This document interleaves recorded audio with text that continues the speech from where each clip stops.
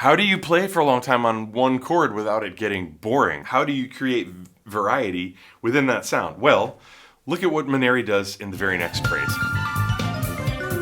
Woo! Hello, ladies and gentlemen. Today I want to talk to you about one of my all-time favorite vibraphone solos by one of the all-time greatest vibraphonists, Mike Mainieri. This is from the band Steps Ahead. This is from the live recording of BEIRUT in Tokyo 1986. This entire concert can be found on YouTube. What I've done, I've only selected 2 phrases from this solo because the whole solo is incredible, but really, one of the big problems with learning jazz is information overload, and I find trying to go as deep as possible with a small amount of information is actually way more helpful for me, and so that's what I've done here. I've just taken 2 phrases, and they're not actually phrases that occur one right after another in the solo, as you'll see, but I'll play the video clip, I'll point out which phrases they are, and then we'll go over to the vibraphone and I'll play them slowly, break them down, with, of course, the overarching goal being the question everybody always asks. How do you take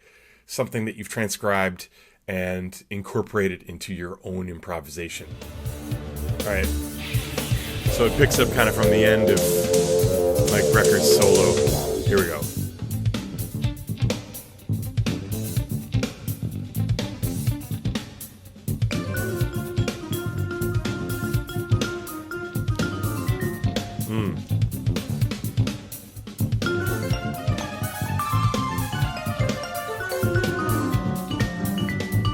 That's a phrase that I transcribed.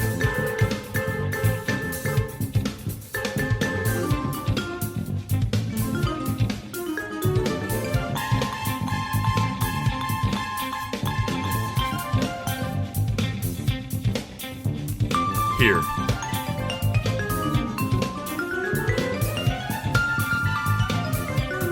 Woo! Let's go to the vibraphone and figure out what the heck's going on over here. 1, 2, 3.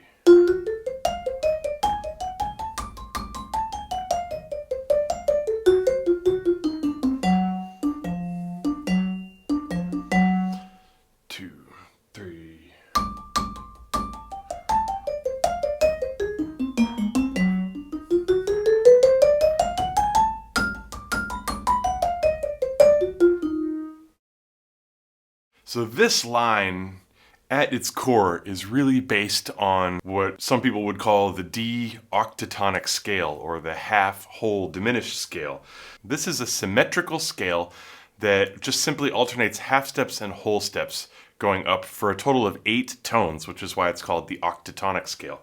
If I start on D, up a half step, whole step, half step, whole step, half step, whole step, half step, whole step, and we get there. So that's generally the entire sound that encompasses almost every note that Mainieri plays. But it's not as simple as saying, okay, improvise on the octatonic scale. We always have to go deeper and find different shapes that we can play to make these overarching scales somehow make musical sense and have tension and release within them. In this particular passage, he uses a lot of fragments repeatedly. For example, the fragment going from F down to C, right? We see that a lot. We also see some arpeggios, which sort of include the major and minor third on a D triad. Now you have to remember the tune BEIRUT itself, the melody actually has that D triad with a minor and major third. That's exactly why Mainieri is using it in this solo. So let's take a look at the first section, I guess, if you will. It starts on beat 4. 1, 2, 3, 4. Just that much. So I see an F major triad in there. I also see a D7, right, without the root. So I kind of see that as a D7 with a sharp 9, a flat 9, and here's the root. So that's one way you could think of that. Then it continues on with a small fragment of what I consider to be an A flat dominant 7th. Just that much part. If you think of A flat 7, he's playing basically, root 5th, 7th root. It sounds pretty bluesy in the key of A flat, but when it's superimposed over a D pedal point, it's very dissonant and quite hip. So now let's put those 2 phrases together. 1, 2, 3, 4. Like that. Then he resolves it up a half step and gonna play almost the same phrase. So if you think on the A flat 7 shape, we had root, 5th, 7th, root. Then on the D7 we have 5th, root, 7, root. So it's those are the same exact shape, a tritone apart. So already this is a wild phrase. 1, 2, 3.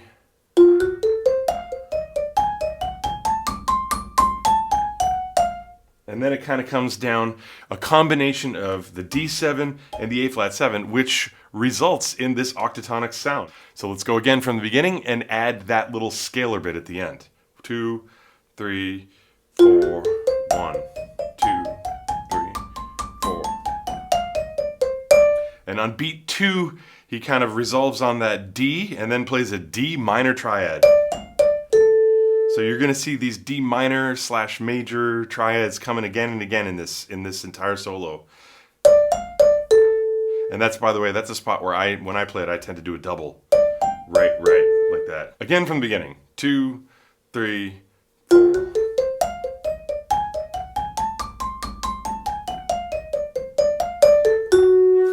So here we land on the 3rd of the D7. If you add this if you think of that minor triad, but then the 3rd, suddenly now we have a D7 sharp 9, or a D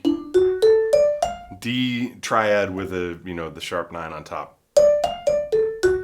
Well, there's your 7th.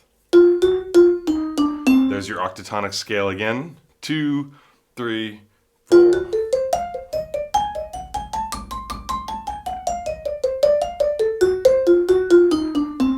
Oh, I love that line. We got 3rd to the 7th on a D7, sharp 9, 3rd, sharp 9, flat 9, 3rd. This is that little cell that I mentioned at the top that he is always kind of using as filler or as a way to get from one part of the chord to another, and it's also from the octatonic scale. So notice how it fits perfectly in an octave. We got the tritone and a tritone on the other end. And a jump down to this tritone again, and then we're going to just go between that major 3rd and the minor 3rd.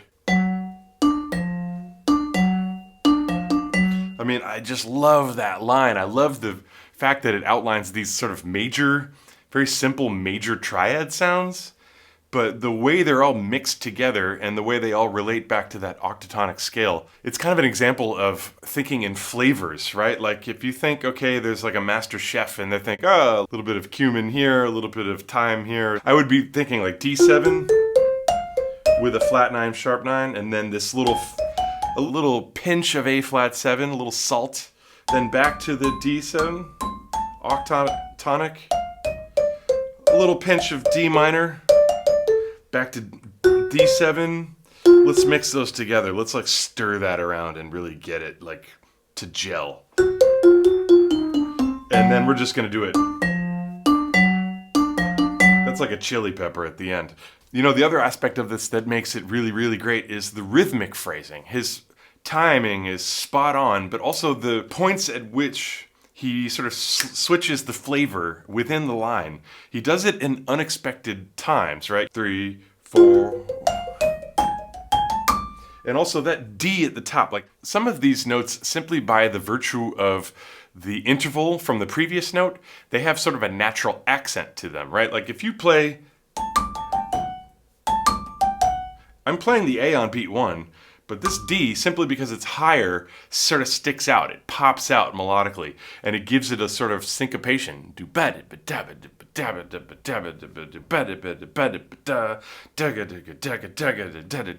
And that is really built into these lines. 2, 3, 4, 1.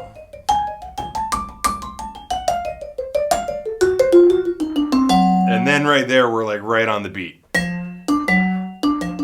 That's so hip. There's the tension build for those 3 bars before, and then in that final bar when he's just really nailing the thirds, the major and minors, that's mostly on the beat, and it just serves to keep the listener really engaged and make your head bob and your feet move.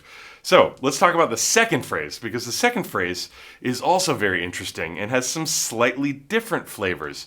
right? I mean, part of the art of playing a solo on one chord like this, how do you play for a long time on one chord without it getting boring? How do you create variety within that sound? Well, look at what Mainieri does in the very next phrase. It goes like this. 1, 2, 3, 4.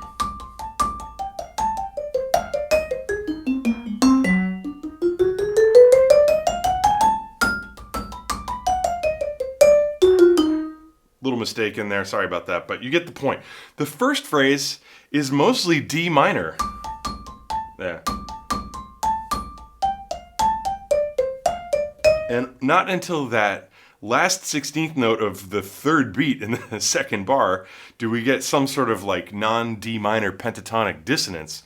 And again, it's an unexpected place to have a flavor change like that. And what is the flavor? It's simply A flat major. And then right back to that third on the D. So this gives us a little whole tone flavor, but it's basically A flat major with no seventh, just a 2 down here. And then the flavor changes back to D7 with those last two notes, the 7th and the 3rd on D7. After that, we get the good old octatonic scale up until the and of 1. And then we have a D minor triad, followed by a B minor triad. And again, those two shapes are still within this octatonic sound. Like, those 3 notes are there, those 3 notes are there. And then again, octatonic to the root.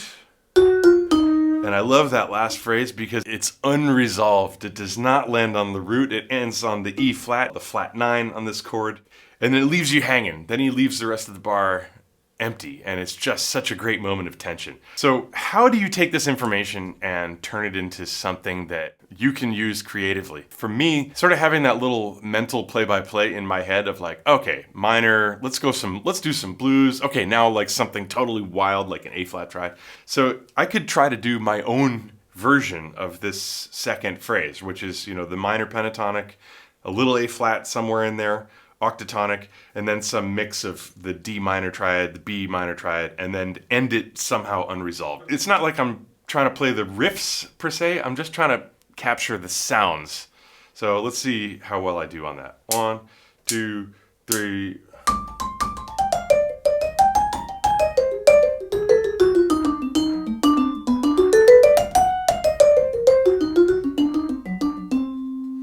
I mean, something like that. I did some minor pentatonic in there, some A flat, and then I stuck on the octatonic for a while. Then I did a B minor triad somewhere down here. Then a D minor triad, and then I went back to the octatonic. So this is how I tend to use transcription. I try to steal phrases and then break them down into small bits that I can rearrange on the fly on my own. So if you liked this video, please subscribe, and until next time, take care. I will see you real soon. Thanks very much for watching.